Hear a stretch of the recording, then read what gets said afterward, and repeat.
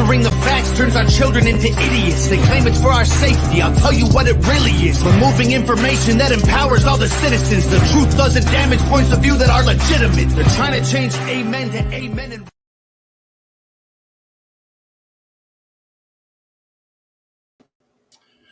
ladies and gentlemen, welcome on this beautiful day. Oh my goodness. It's about time that we had a decent day to go motorcycle riding. As you can tell from my face, that's what I was doing for most of the day. I came home though in time to catch up with a candidate in Lake County. There's some crazy stuff going on over there with the sheriff's race that I heard about, but haven't had time. I didn't want to watch anything or learn anything because, as you know, I like these conversations to be organic, but I will after. I guess something happened at the forum or whatever. Again, I don't know. I haven't seen it. Maybe you have. Feel free to join in the conversation and let us know what you know. Yeah, Paul, you are absolutely right. It is warm. Beautiful, though. Absolutely beautiful. And in my opinion, perfect bike riding weather. So that's what we did. So we have today Colonel Richard Ligon. I hope I pronounced his name correctly. And this guy has a very, very impressive resume. I'm sure you've read it, but I'm going to bring him on, let him introduce himself, and then let him tell you why he believes he should be your choice for Lake County Sheriff. I have not met him other than having him, backstage before the stream.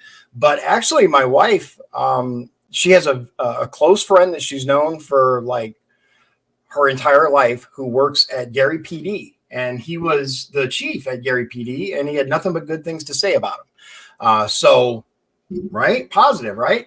So we'll bring Colonel Ligon on and turn things over to him. You know how we do it. 2 minutes. He gets to tell you whatever he wants, and then we'll get to the fun stuff. And I don't care what anybody says, how people like their steak is important. Welcome, Colonel. Welcome, sir. Thank you very much for inviting me. Of course.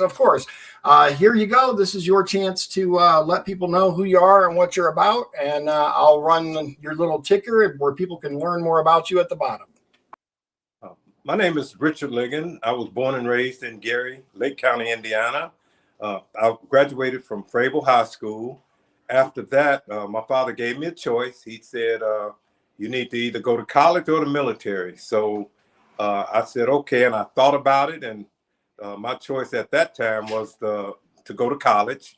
And I had played football in high school. So when I got to Kentucky State, my desire was to play a little football. And I started playing football and really enjoyed the years of college. I graduated from Kentucky State. I joined the military. I was in the Army and the Army National Guard. I returned home and became a juvenile court probation officer. And I worked in that position for about 9 years, and I really enjoyed working with young people. And later I found that was really my calling, working with young people. During that time, I was in the Army National Guard, and I was basically stationed locally unless we had assignments other places. I also, after being a probation officer, I became a parole officer for 3 years. After that, I was applying for any federal law enforcement position, and I was blessed to get a position as a United States Postal Inspector. And they told me I was successful because of my background. I had a minor in Spanish, and then in the military, I was trained with explosives. So I really enjoyed the training in D.C., and I became a postal inspector, a federal law enforcement agent. My first assignment was working gangs in Detroit. Then I went to Indianapolis. Then I came to Chicago, worked violent crimes, which we call external crimes on the street. Worked other assignments, and then I transferred to Indianapolis to get a promotion, and then I was able to transfer back to Gary to supervise a team of the Northern District of Indiana, and that was from Fort Wayne to Gary. And just worked hard in trying to really serve the public and protect the public. And during that time, I was doing both law enforcement and the military, which was it was quite a challenge, but I enjoyed it. I retired from the military with a total of 36 years. One unique part about the military, I started off as an enlisted private first class, worked my way all the way to the position of first sergeant. And at that position of first sergeant, I commanded, well, I basically had about 165 soldiers under my leadership. Wow. Then I got out for about a year, and I got calls while I was at the Federal Law Enforcement Academy. So I came back in and got a commission to a first lieutenant. Then I worked my way up to a full-bird colonel. That's very, very impressive. I commanded at every level: company commander, battalion commander, and a brigade commander. My last assignment, I was a brigade commander of 81st Troop Command. I had about 1,750 soldiers under my command. Wow. And had about 1,000 that were deployed in Iraq and Afghanistan. One just happened to be my son, so you know how that was with myself and my wife. That wasn't, but we knew he would be all right because we're very spiritual, so it wasn't a big deal. That's that's very impressive, and it's pretty rare, isn't it, to start as an enlisted and then come back later as a commissioned officer? That's huge. Very rare to be a first sergeant and a colonel. That's very rare. Awesome. Okay, so I think we all can. Well, at least me. I appreciate your service. Thank you for it, and it sounds awesome. As much as I'd love to ask you all kinds of questions about it, because that's just how I am. I love to hear about it. But obviously, I should probably stick to the topic of this race. So let me ask you this. What I do is I have some rapid fire questions that, in my opinion, really help to kind of flesh out a person and let people think of them as a person rather than a candidate. So we're going to start with, as I mentioned before, how do you like your steak? It's important to me. How do I like your steak? Yeah, how do you like it cooked? I'm really not a meat eater. Now, if you ask me how I like my salmon, I want it done. no blood. Okay. But either way, I'll eat a steak every now and then. But I understand. Basically, stay away from a lot of meat. Okay, nothing wrong with that. Nothing wrong with that. So, are you a cat person, a dog person, or something else entirely? I am let's say I'm a sheepdog. And I'm a sheepdog because I will protect the sheep, okay? But I'll be mild-mannered, won't bother anyone, won't do anything until you start messing with my sheep. And then I'll become a wolf. Makes sense. What is your favorite sport? Football. Okay. Who's your team of choice? I would say Chicago, but Chicago is my team. Okay. Simply because I have Pop Warner football players that play professional football now that I keep up with, and one is Seattle, and one is Houston with Lonnie Johnson, and then Jarve Johnson plays with the Chicago Bears. He's a wide receiver. Wow, that's awesome. You coached these players, and then they went on to professional careers? Yes, I did. That's awesome, man. Like, that's incredible. So, okay. I lost my page here. Sorry. Here we go. All right. What's your favorite restaurant in the area? I like Papados myself. Choice. So, I mean, Papados, we don't eat really out that much, but if I want some good leg perch, I'll go to the Flamingos in Miller. Yeah. All right. Very good choices. All right. Pepsi or Coke? I really don't drink pop. Okay. No meat, no pop. All right. A lot of water. Okay. Nothing wrong with that. Okay. Let me ask you this then. What is your favorite thing about Lake County? I love the people here, and I'm somewhat old school. And the neighborhoods were just, when I was coming up, everyone got along in the neighborhood. There was no territorial issues. The nosy neighbors that we didn't like proved to be very positive for us because they actually protected you. But the people in Gary are Gary and Lake County, and I could say that because I'm born and raised in in Gary. The people are just lovable. If you know them, you would know why they're worth protecting. And I really, the neighborhood, everybody got along, and my mother would cook and the hot biscuits, and everybody from the whole neighborhood would come down and she'd fix it for everybody. So basically, the people just great. It's the few that kind of disrupt the system, but I love the people in Lake County, Indiana. I agree with that. I think Northwest Indiana in general, I live in Michigan City, but I've been to Lake County many, many times. My wife is actually from Munster originally. So I love Northwest Indiana. I was a truck driver. I went all over the country, and I chose to live here because the people are just really some of the greatest salt of the earth people anywhere in the country that I've found. And it's amazing.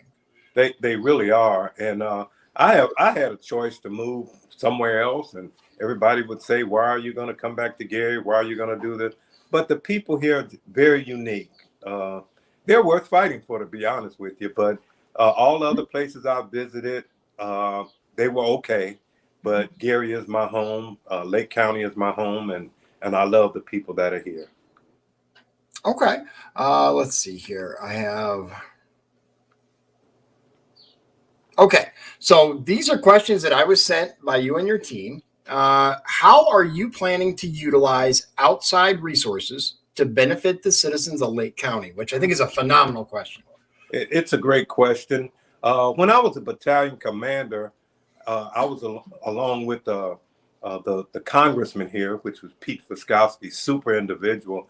We were able to bring a counter-drug program to Northwest Indiana, and it was called the Drug Demand Reduction Program, and it was part of the Department of Defense. And this program was just worth it because they brought military people home. They put them in uniform, and they would go around to the schools. They would play chess with the children. They would take them fishing. They would take them on trips. It was just phenomenal. And then they also had part of that program is Operation Crackdown, which they were able to tear down houses that were used for drugs or any type of crime. And then the programs like the junior ROTC programs in the different schools. Mm-hmm. That's a very valuable program that teaches life skills. And it's, they have a model that they live by, and that's making students better citizens. That's basically it. Right. So that program, and then there's a program that I'm certified on, and I actually bring it here, and I do it a lot. It's called the Law in Your Community, and it teaches young people how to react when they're approached by a police officer. So we do this a lot. It used to be called the Law in You, and we did this program for about 30 years, and then they changed it when there became a lot of shootings of Black young men. They changed it, and they really started working in the community, and they call this program the Law in Your Community now. And when we do it, we do a lot of interaction. We do role playing. We switch roles with the students or the young people, and we become them, and they become the police, and we give them hell. That's wow. Our time.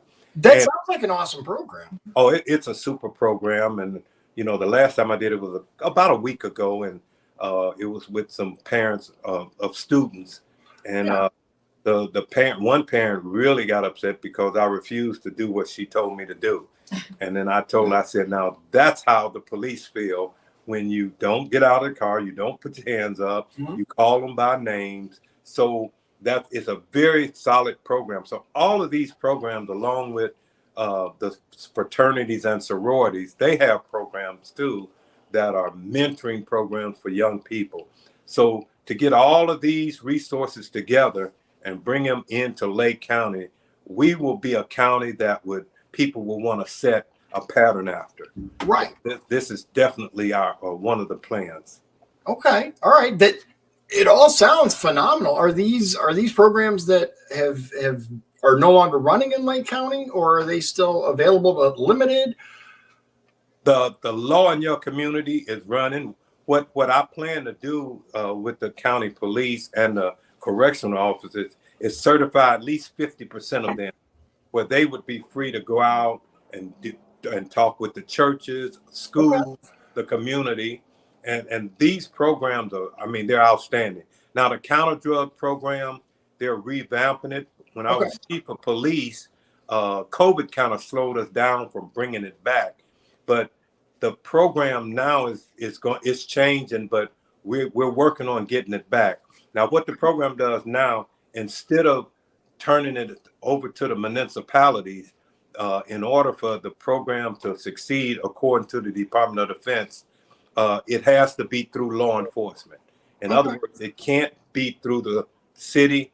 It can't be through anyone but the police departments. Okay. So whatever is done in connection with this program to make it effective for law enforcement. Okay. All right. Makes sense. The other question, which I think we kind of jumped into that a little bit, is how are you going to build relationships with our young people in and around our cities? It's we right now. Well, there's still a program that we have going. I started the Gary Steelers Pop Warner football team. We started it off with the Gary Greens, but now it's the Gary Steelers, and they're still strong. They're stronger than ever. These are although it's football, what I've always done is treated football like life. Like a football field, you're going to get knocked down, you're going to get penalized, you're going to be cheated. You just have to keep going. And there's goals at both ends of the field. And you have to, that defense is going to keep you from trying to reach your goal. And regardless of what happened, you have to continue forward and get your goals. Even if you have to bag up and punt and try it again. You know, that's what we definitely, the football program teaches our young people. And I think that's why a lot of them succeed. I get calls from some of them now that are police officers, doctors, lawyers, and football players. It really makes me feel good to have conversations with them. That is awesome. And I will say, as kind of an outside, I was a correctional officer, but as you know, that's kind of the redheaded stepchild of law enforcement. You know, you're over here, you know, but a little bit, I noticed that as kind of a on the fringe outside observer for law enforcement, we've seen, I won't say hatred for law enforcement, although there's a loud small minority that does hate law enforcement. But in general, what's your take? Do you think that it's a communication issue? Do you think that law enforcement just needs to do a better job at talking to the community and becoming part of the community? Or do you think that it goes deeper than that? It goes deeper than that, because any police department has to have a strong wellness program. Because as a police officer, you go through a lot. Work in the streets. If you're a homicide detective, you constantly see this. And you see babies that have been murdered and brutally beaten. And you do this, and then you go home and you have a family and you have a child that age. Or you respond to a car accident where people were killed. And what we do, we think that policemen are all the tough guys. They can take it day after day after day. That's not true. And if you don't have a good wellness program and just really caring about the police officer, and I think that's where I was successful as the chief in Gary, although it was COVID and I had a short stay, I could see what the patrolmen really were going through. And the salary was so low, they had to work 2 or 3 jobs. And to work 2 or 3 jobs, raise your family, and then come out and deal with a community that may or may not like you, it's difficult. Right. And our new breed of young people, the first word out of their mouth is MF or bald-head MF or I'm not doing nothing, shut up. And so you have this. Now, until you can keep and get a strong wellness program, you're going to have serious issues with communicating with the community. That's why I know for a fact that the Law in Your Community program works, because what you do, you take the police out there with you. And if I do it, you try not to do it by yourself. You try to always have 2 officers with you. And once you hear the community side and they hear your side, it's a mutual respect for each other. It's just that we are not doing this fast enough to really see a difference. It's making a difference, because every time I do this presentation, it's amazing that there's a positive attitude about it. And sometimes I love the thought of it. It sounds incredible. I mean, just the whole role reversal thing has been shown to work in a variety of situations. So yeah, it sounds awesome. Okay. So moving on. Do you think that there is a good relationship between the Lake County Sheriff and the local departments of the area? It could be better. Okay. What would you do to improve it? Well, first of all, you have to work together. And if you're working cases together, if you're competing for numbers or the numbers game that everyone played, then it's like whatever way I can have the most numbers or I can play these games, then that's going to be the issue. So if you're not working in unison, if you're not working as a team, and like right now, there was some negative things that happened to me when I was chief that I did not like. And everything should not be for show. You should not have the news media and helicopters and showing these things. What you basically need to do is, if you're going to work a case, work it, and don't try to interfere or get publicity. Our big thing is, if you tell me I need to go out and get 20 arrests, I'm going to go out and get 20 arrests. Who's talking about preventing these things? What can we do? What are our tools for preventing crime? If you prevent crime, you're going to affect a whole lot of families positively. Yes. If you think about it, every time someone is murdered, look, it's affecting the murderer's family as well as the victim's families and all the neighborhoods. Oh, yeah. So there is no way that we can continue and worry about how many arrests you make. If you're not worried about prevention, and that's going to be the key, you have to prevent these things from happening. Now, how do you do it? Right. Recently, if you look at in Chicago, they have a group of men that are trained in martial arts that's walking the subways. They're not trying to take the policeman's job. They just have a presence. Okay. Right. So a presence of people in the neighborhood and your block club, just a presence. If you know that if you come in that neighborhood, you're going to have a challenge. Right. And that neighborhood is going to go back and reflect as being sheepdogs. Okay. Yeah. As long as you don't bother my neighbors and my family, you're all right. But when you start messing with my family or my neighbors, then you're going to have a problem. So prevention is the big thing, because you can, if they tell you that you have to make 20 arrests this year, well, you're going to make 20 arrests. Right. Now, right. What can you do to prevent these arrests? Yeah. Everything is not about arresting and convicting people. Okay. All right. I like where you're coming from. I do believe that there's a breakdown. One of the things that we experienced when I worked at Indiana State Prison, right? There were, obviously, it's a maximum security prison. It contains death row. Weapons are not allowed, but they still find a way to make them. Criminals are going to be criminals. But the problem that we consistently ran into is trying to find out, okay, so who's bringing this in? Who's doing this? Well, snitches get stitches. They're not giving anybody up. What's the plan to fix that? Like it's not restricted to a specific area. It's everywhere. It's become, endemic, and it crosses racial boundaries. It crosses socioeconomic boundaries. The little rich kid feels the same way about it as the poor kid. We don't tell on people because that's just wrong. How do we fix that? Well, if you have trust, and I can tell you from working in Chicago, the snitches will snitch. And I don't care how tough they are, if they trust you.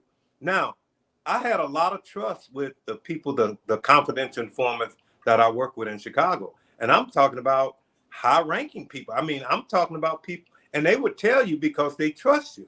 So if you don't have trust in the neighborhood or trust with that police department, they're not going to tell you.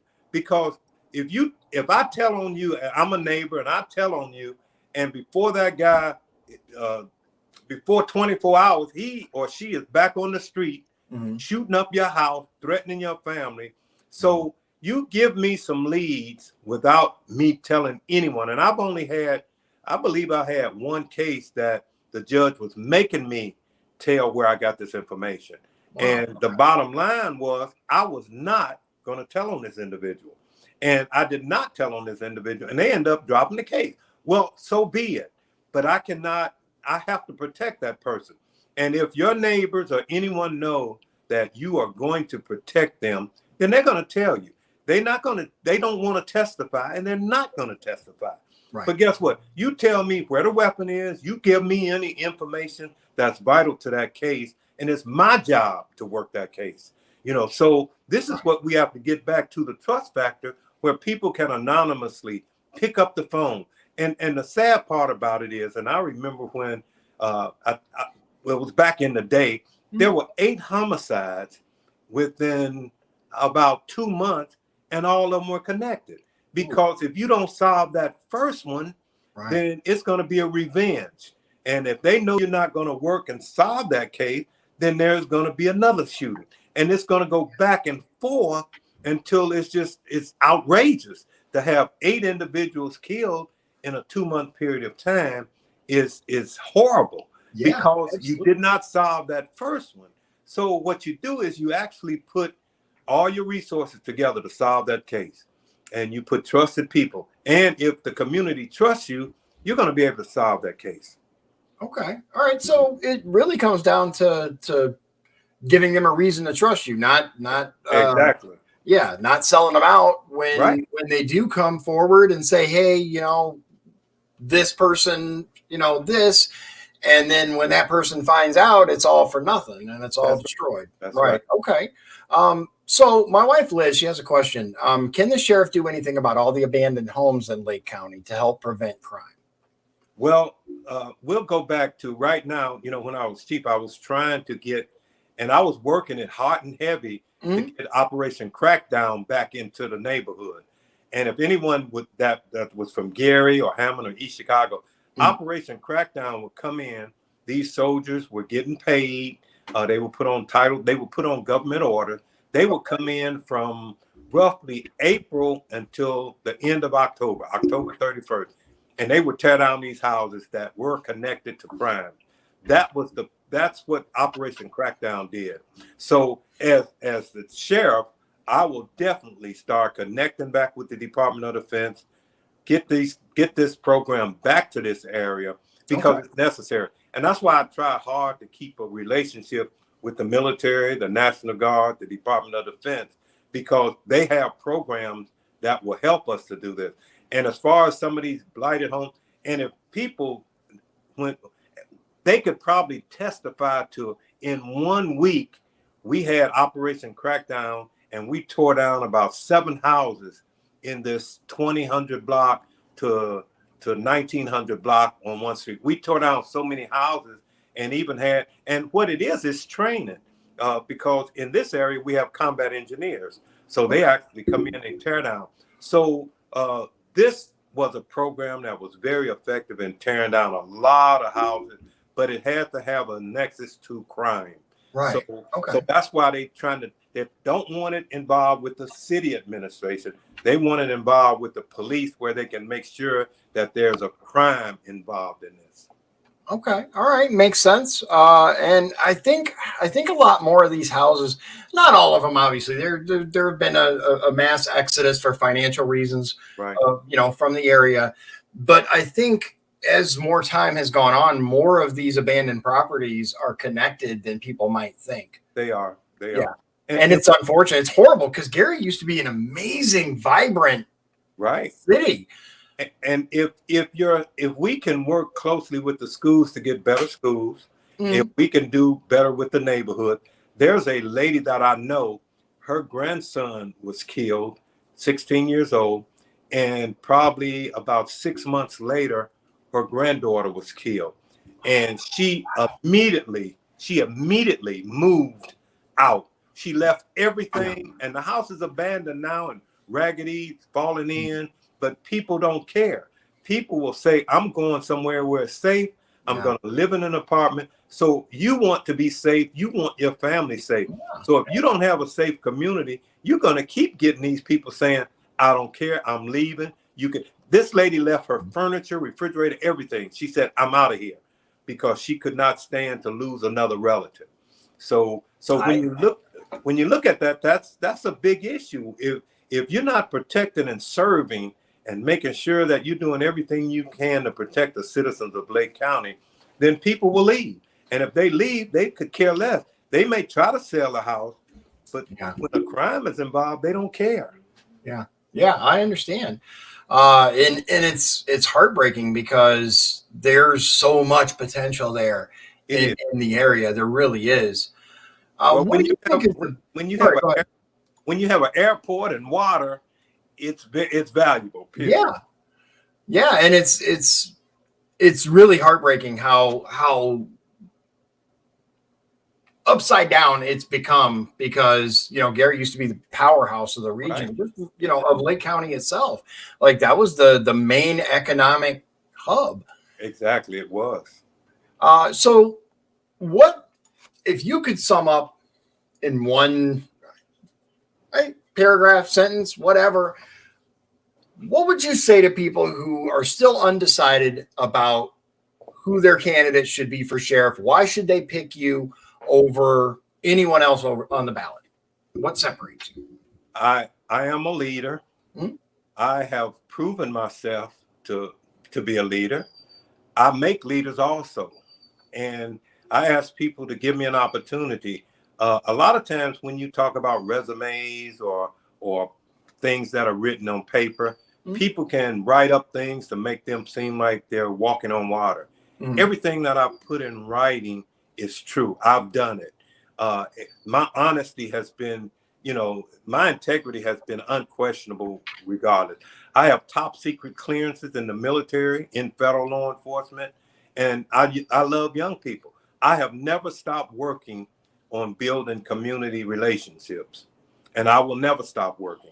I was put on this earth for a reason, and being the Lake County Sheriff is my reason to really work with our community. Okay. That's a good reason.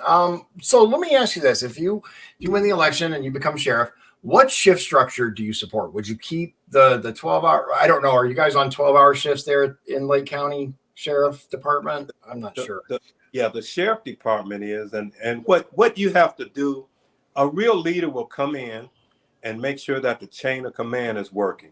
Okay. When your chain of command is working, then you're going to know how the person on the bottom feels. And if you force people to do certain things, that's not going to help the morale any. So to say what I'm going to change, you can't do that until you and your strong leadership come in and say that 12-hour shift is not working. It's taken their part-time jobs away. They've lost other things with this. So that's something that has to be weighed very careful. And working with the police union and the police, get their opinion and make sure that they have a buy-in. If they have a buy-in and they know you really love and care about them, then you'll see that if that's the best thing to do and they want the 12-hour shifts, fine. But I don't know of too many officers. Some officers like it, but I think the majority dislike it for various reasons. Now, you can get used to anything. Oh, yeah.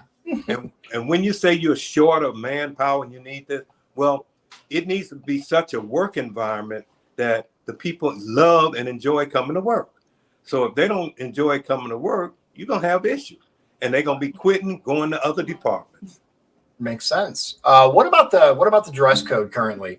At least in LaPorte County, we have a race that one of the issues that is being focused on is the dress code. One candidate believes that relaxed dress code is the answer. The other believes tradition demands and professionalism demands the current dress code.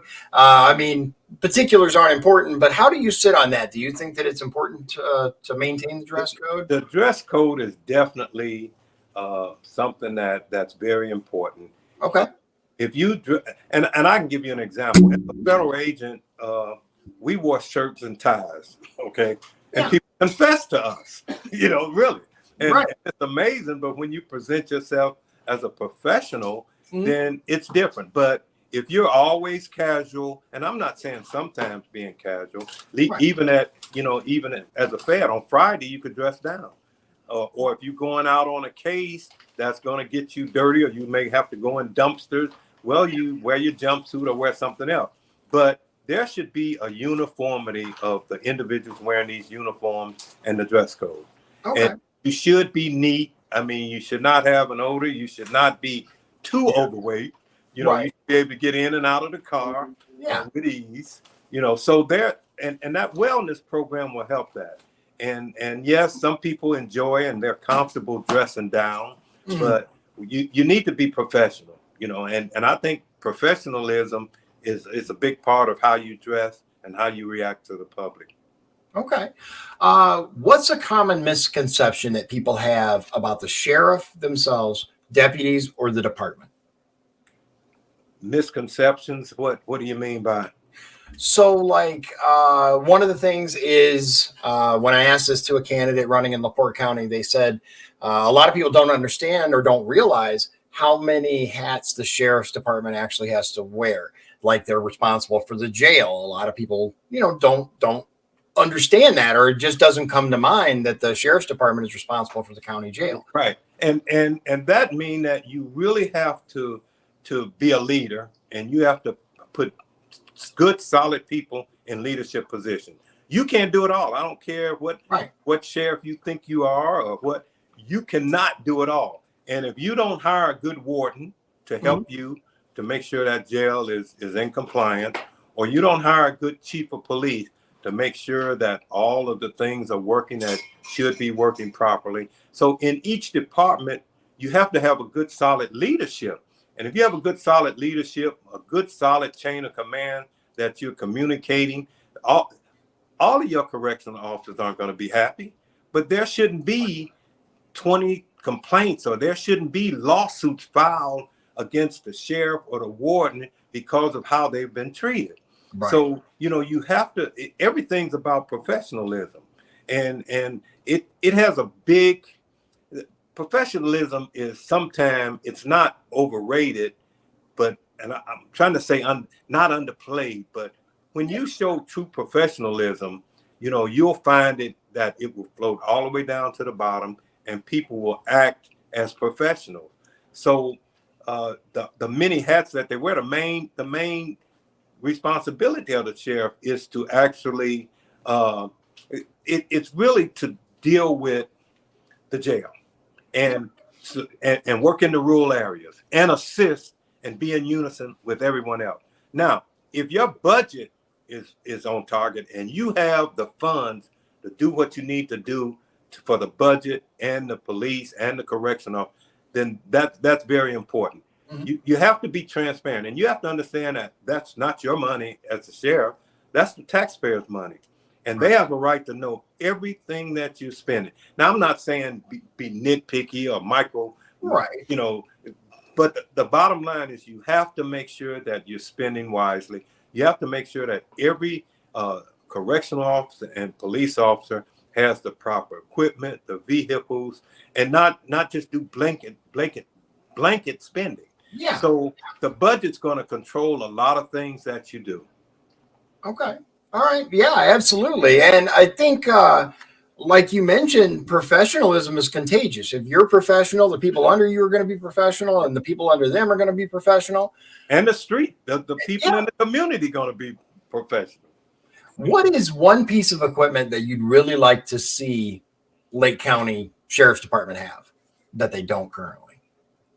I think that any car that has too many miles or is unsafe, that you have to keep it running because if you turn it off, it won't start. Yeah. I think the cars are one of the major pieces of equipment that each officer should have. And I'm talking about a good vehicle, because you never know when they're going to get in a chase. You never know. And the last thing you need is some officer that's injured or killed or hurt and kill someone else. So that is a priority.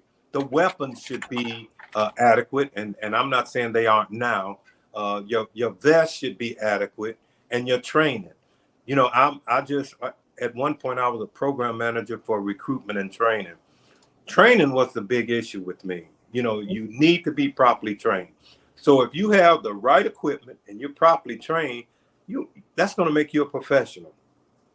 Okay. All right.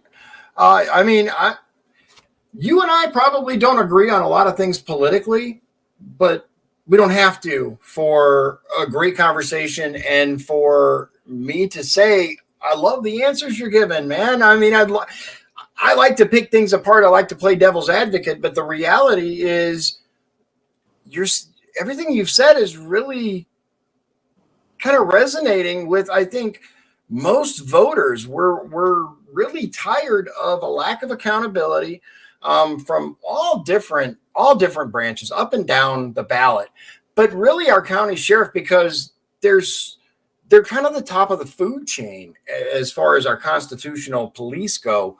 On a county level, there's no one above them. They're elected for a reason, and we've seen some disturbing things, not just here but all over, that sheriffs are doing. And the people are like, well, how did this happen? And yet these people continue to get reelected. So I'm really happy with the answers that you're given. I do have a couple more questions. I know you have to go pretty soon, but I got a couple of what I think are really important questions. First of all, what would you change about the current department right away?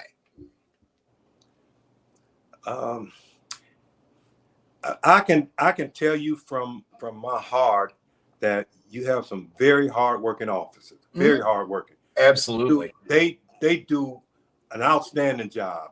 So what I would change right away is the leadership from the top to the bottom. And I'm not saying in making changes within the leadership, but I, as a leader, I expect you to do what I do. Okay. And that means that I have to be professional. I have to do everything to make sure that person know and respect me. I can't overspend. I can't go out drinking with the guys and the ladies. I have to be a professional. And to change something that may not need to be changed, I definitely don't want to do that. And that's why with me, I would change the top leadership, and that's the sheriff. I would change that. And I would become that person that people could trust. I need to make sure that people trust me and they know that I'm a man of my word. If I say it, I'm going to do it. I'm going to return calls. I'm going to be with the precinct organization out in their little communities. I'm going to be working closely with everyone. Yes, it may take 12 hours a day. It may take weekends. But it's reaching the people. So what I would change immediately is making sure that relationship with the correctional officers and the officers and everyone working at the sheriff department, building relationships with the community, inviting them in. Maybe they want to, come into jail and view and just whatever it's going to take. And I have a lot of good ideas of whatever it's going to take. But I would make sure that from the top on down, you're setting an example. You're the role model that man at the bottom. He wants to be like you, because you're honorable, you're respectful, and you're doing everything you can to make things work in a professional manner. Okay. All right. Yeah. That sounds great. Okay. So I have what to me is a critical question. And a lot of voters have actually reached out to me to make sure that I include this in my sheriff candidate interviews. There's a lot of legislation that's going on in Washington on the federal level. One of those things, as we see every election cycle, is dealing with certain types of firearms. If the federal government, assuming you win, if the federal government outlawed certain types or models of firearms, like, for example, so-called assault rifles, and demanded that they be seized, would you begin confiscating citizens' firearms if you were told to by the federal government? I'm going to obey the law. And if the law and the Constitution says that, then I have to do that. Now, personally, I can't get my feelings in that when it comes to the law and what's done. If they, I'll give you a good example. Yeah. State of Indiana says, okay, anyone 18 or older in July can carry a weapon, okay, or openly.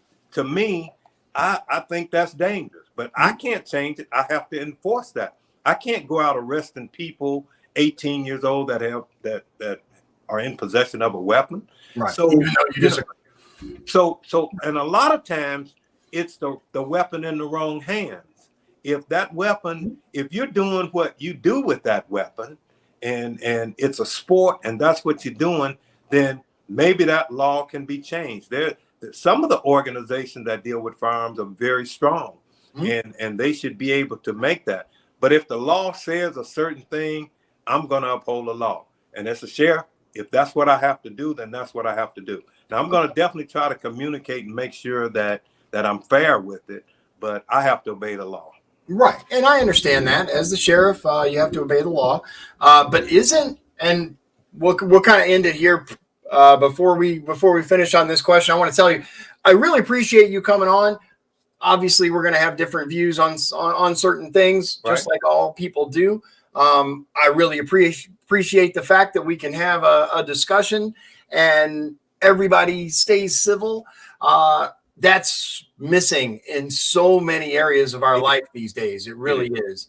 Right.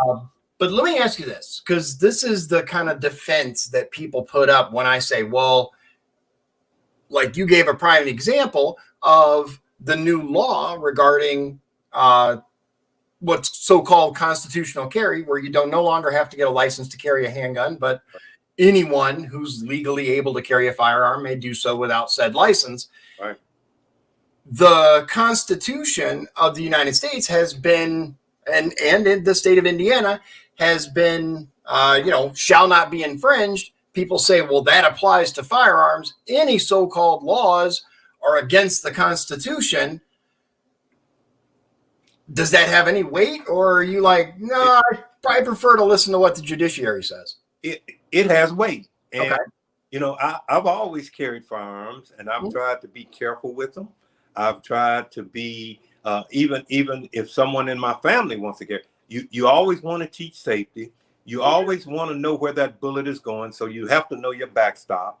So you have to be very careful. And with some of these laws, like the concealed carry or the carry, before you do that, we ought to set up a program to train people, because a lot of people die by reaching in their purse and touching that automatic with one in the chamber and kill someone by accident. So the safety part of it is one thing. Now, my Constitution rights, if I want to carry a firearm, I should be able to carry a firearm. So that's something that you have to bend on if it's your own personal opinion. But if the law says you have to do this and you have to enforce this, then you do it. But in a lot of cases, if there are no crimes or reason, I don't think the law enforcement is going out looking for people that are violating these. Okay. It's just that the people that are violating, they're caught either speeding, driving under the influence, or there's other issues related to this. But I can't say that I would not be one of the ones that would say, hey, I have a right to carry. I have a right to have an automatic, or I have a right to do that, because I'm careful. I've been trained on it, so I know. But a lot of people don't. You give an 18-year-old a gun, what type of training does that person have? Is that person just going to go out and just start shooting and not knowing what or where that bullet's going to go? I mean, you have so many people, just a good example, just shooting up in the air. Those bullets are coming down somewhere. What goes up must come down. Right. So we're talking about the Constitution. We're talking about the law, but we're talking about carelessness. And we're talking about a lot of times the good people suffer because the bad people are the ones that's misusing the weapons. And the people that have that right, they're taking care of them, they clean them, and they take their children out and teach them how to do it. So that's a touchy situation, but I have to be with the law when it comes to that. But I can disagree with some of the things that we can fight for. Right. I understand. Well, like I said, and I mean it wholeheartedly, it was truly a pleasure having you on the show. I'm so glad you made the time to come on. Your team is telling me he's done. He has other stuff to do. I understand a candidate's schedule is very busy. So again, thank you so much for coming on. I know it's scrolling on the bottom of the screen, but please tell people where they can find out more, help you win if they're so inclined, or donate to your campaign. Yes, sir. Appreciate it. And they can go to Facebook. Okay, yeah, they can go to Facebook and find this information out. But I want to say thank you for inviting me. Thank you for the opportunity, and thank you for not being so hard on me. This is how I am. I have found that we have a distinct lack of cordial, respectful conversation Exactly. across party lines. So everyone is welcome to come on my show, and I'd love to have you on again. And you have to have tough skin, because that's just the nature of the job. So Absolutely. I appreciate it, and I appreciate it. And maybe some other time next week or something, we can talk about it again. Absolutely. Good luck if you win the primary. We'd love to have you on in before the general election so that you can expound and tell people what your plans are.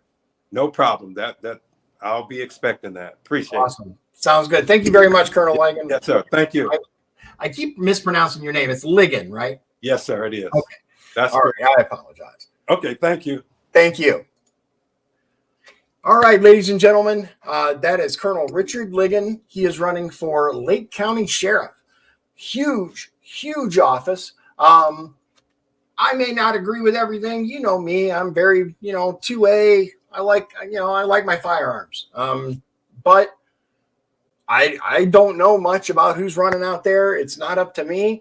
I will say the vast majority of the things that he said, I'm like, yeah, you saw me nodding along. I'm like, yeah, I agree. I agree. So you got to figure out, where does he line up for you? Again, become an educated voter. Learn about the candidates, all of them. Please don't vote if you don't know this person. And I don't mean personally, obviously. I mean, if you don't know the name that you're looking at on the ballot, leave it. Just move on to the next race. You don't have to vote for every single position if you are not educated about it. Please become educated about it.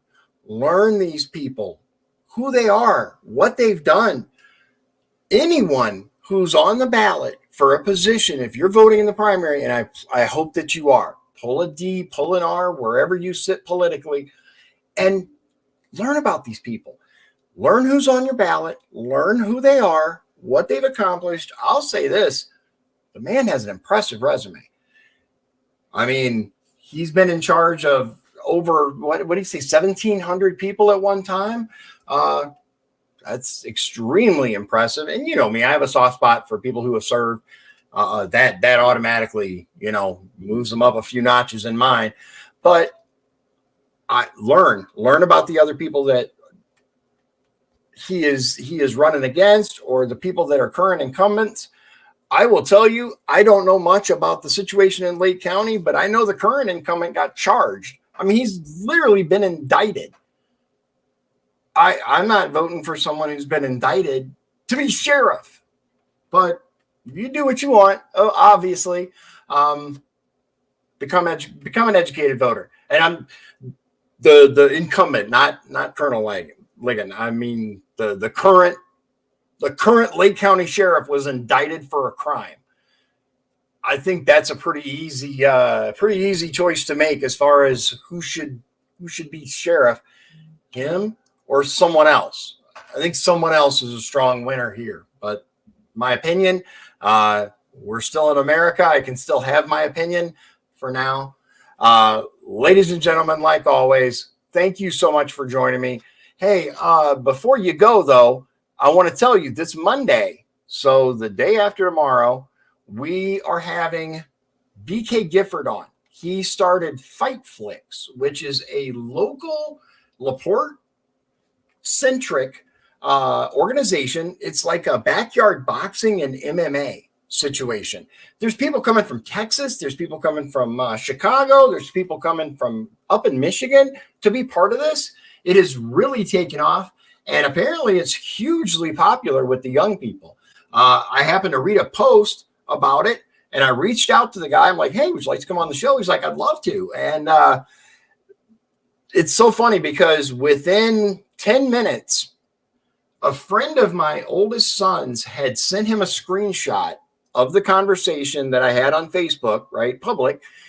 And he's like, is this happening? And I'm like, whoa, where'd you get that? He's like, yeah, my friend sent it to me. Apparently he's a fan of this Fight Flicks thing. So Monday night, 7 p.m. And then Sunday, we are going to be out in Hobart. Myself, Liz, a number of other candidates are going to be at the Patriot meetup there. It is, let me get the exact information for you, because I want to make sure that it's correct. It is in Hobart at, oh boy, let me get it. I had it and now I can't find it. I'm trying to find the graphic. I shared it before and now I don't see it. Let me see if I can bring this up real quick. I apologize for the delay, but it's going to be awesome. I know that the person who organized this event is exceptional. They really pull out all the stops. They make it a great time for everyone. There it is. Okay, I got it. Great. It is in Hobart. It is 3 p.m. to 6 p.m. Let me get this on the screen for you. There it is. Okay. 3 p.m. to 6 p.m. And these are the people that were scheduled. Jennifer Ruth Green, Diego Morales, me, Maldonado, Barb Regnitz, Liz, Jeff Balin, he's running for sheriff of Porter County, and Antonio Gutierrez running for Porter County Council, District 1. All these people are going to be there as far as I know, although I think possibly Jennifer Ruth Green had something else that she had to do. So yeah, my wife just told me is Gino's Banquet Hall, and the address is 1967 East 37th Avenue in Hobart. It's a potluck, right? So that means don't be a slacker. Bring something. Bring some food. Yeah. So Liz is actually making her famous BLT pasta salad, which I gotta say is really good. We brought it to oh yeah, see, she put everything up here. Look, she's got the address, she's ahead of me. Like usual, you know how it is. The wife knows what's up, the husband just asked for permission, right? So seriously though, come on out, LaPorte County. Bring questions, bring yourselves, and bring food. We are big thing of BLT pasta salad, which was hugely popular, I might add. We had everyone telling us how delicious it is, because it is. It's so good. There you go. Wrong one. There it is. Yeah, that's too big. There we go. Look at that. See, you can see everything, I think. It's hosted by, I don't have my glasses on. I can't really read what that says. Oh, that's making it worse. There we go. Whatever. Yeah, see, she said, that's how I roll. And it is. She's on top of this stuff, ladies and gentlemen, and that's why she would make an excellent commissioner, because she is awesome. Of course, I got a rep, right? Liz Bergeron for commissioner in LaPorte County. Seriously though, become an educated voter. Come on out, even if you're not like all about these candidates, learn what they're about, right? Give them an opportunity. You may find that these people are very aligned with the things that you want, or are very unaligned, right? You hear them speak and you're like, whoa, this person said something else earlier. Not me, of course, because I don't do that, nor Liz, but nobody here is going to do that. But you never know. They may get up on stage and, have a breakdown and be like, oh, I'm going to take all your guns. It's not going to happen. But look, so critical this election for a variety of reasons. We have sheriffs from all three counties that are going to be on the ballot. We have county commissioners, state reps, United States Congress. It could be a huge shift if that's what you want. Get out, vote in the primary. I cannot stress how important voting in the primary is. It is arguably more important than voting in the general election.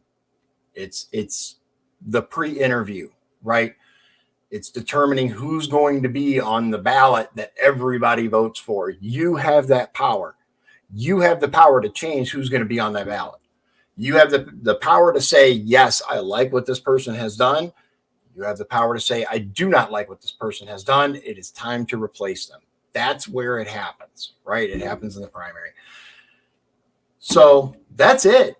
Tomorrow, we're going to be there, so there will not be a show. Now, I was told, for those of you who have asked me, are you going to live stream it? Can you send it to the show? They are going to have a live stream.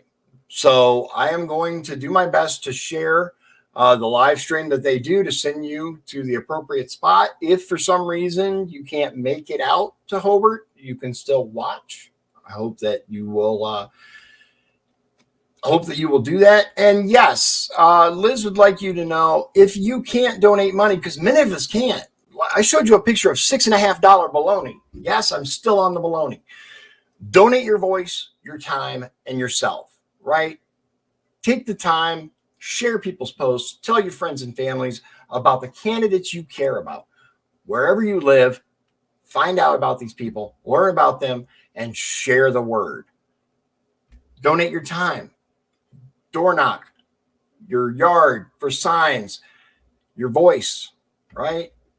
And yourself. If you really believe in these people and you believe that they would improve your quality of life, help them. Help them. Not just me. I appreciate, trust me, I am humbled by the amount of support that I have received since the first time that I announced I was running. It's amazing. It's amazing that so many people believe in me. And if elected, I will not let you down. There are so many other really good candidates not running for my spot, right? Remember that. I'm the only good one running for District 9. So remember that. But there are so many other good candidates running for different positions. Ladies and gentlemen, do your research. And I truly mean that. Learn about them. Here we are. The time's getting very, very close to the primary. On or before May 3rd, vote for the person that you truly believe in. And as always, I leave you with this. God bless you. God bless Indiana.